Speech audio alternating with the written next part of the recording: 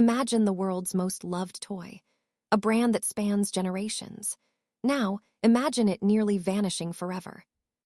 In 2003, the Lego Group wasn't just struggling, it was bleeding out. They were facing a $174 million deficit. Sales were down 30% year over year. Internally, they were 90 days away from a total banking collapse. How did the giant of the toy box lose its way? And how did a former McKinsey consultant save it by doing the one thing everyone told him was too simple? Today, we're looking at the greatest back to basics story in business history. By the late 90s, Lego was terrified. They saw the rise of the internet and video games and panicked. They thought, the brick is dead, we need to be everything else. They started diversifying. Fast, they built massive theme parks. They launched Lego-branded jewelry for girls. They made clothes, watches, and video games that had almost nothing to do with building. But the biggest mistake, they forgot how to count. Lego designers began creating thousands of unique, specialized pieces for every new set. Instead of a few universal bricks that could build anything, they had drawers full of parts that only worked for one specific model. Production costs skyrocketed, and the system of play was broken. Lego had become a lifestyle brand that forgot it was a toy company. Enter Georgian Vig Nudstorp. In 2004, at just 35 years old, he became CEO. His mission wasn't to innovate more, it was to stop the bleeding. He didn't look for the next big thing.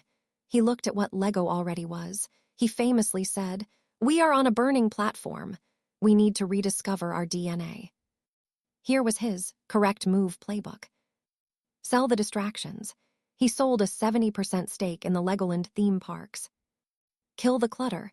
He slashed the number of unique Lego pieces from 13,000 down to 6,500. This halved the manufacturing complexity overnight. The core rule: if a set didn't look like Lego or feel like the system, it didn't get made. But he didn't just cut, he leaned into what worked. He doubled down on high-quality kits and major licenses like Star Wars and Harry Potter, merging the classic brick with the world's biggest stories. The results were staggering. By 2005, Lego was back in the black. By refocusing on the core building system, they didn't just survive, they conquered. They realized that the brick wasn't a limitation, it was an infinite platform. They expanded into the AFOL market, adult fans of Lego, proving that building isn't just for kids.